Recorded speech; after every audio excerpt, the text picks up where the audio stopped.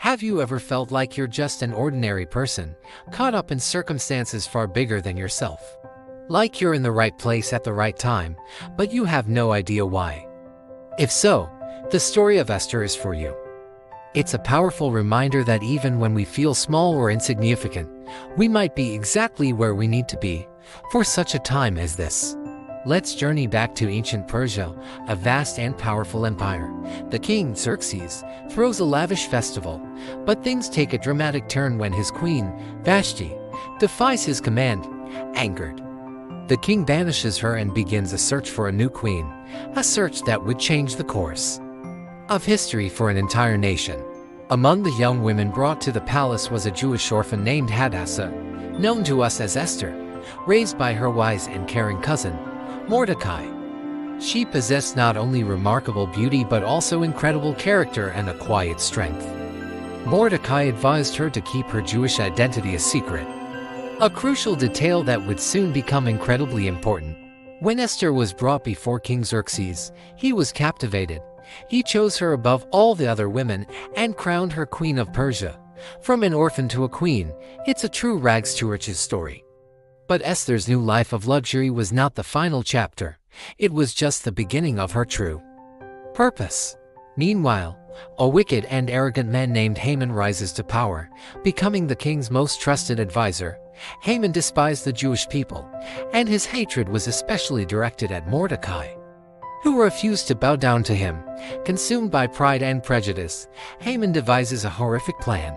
He convinces the king to issue a decree to annihilate all the Jewish people throughout the Persian Empire on a specific day. The decree is sealed with the king's ring, making it irreversible. When Mordecai learns of this devastating plot, he is heartbroken. He sends a message to Esther, revealing the terrible danger facing their people.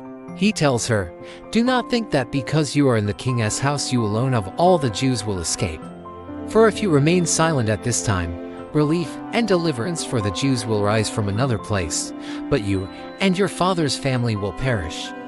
And who knows but that you have come to your royal position for such a time as this." Those words hit Esther with the force of a tidal wave.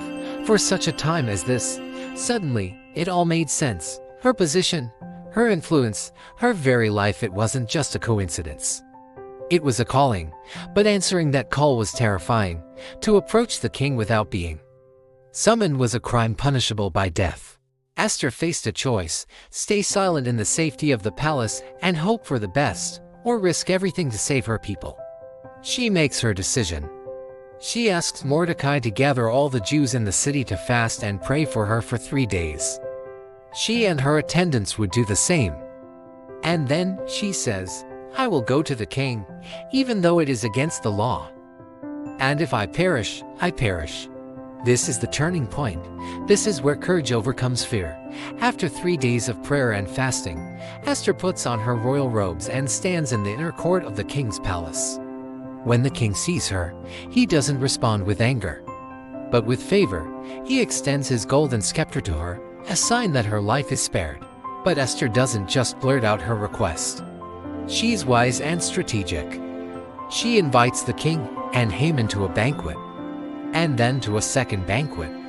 During this time, Haman's arrogance grows, but a series of events, including the king honoring Mordecai for a past good deed, begins to turn the tables. Finally, at the second banquet, the king asks Esther what she desires. With immense courage, she reveals her identity and exposes Haman's wicked plot.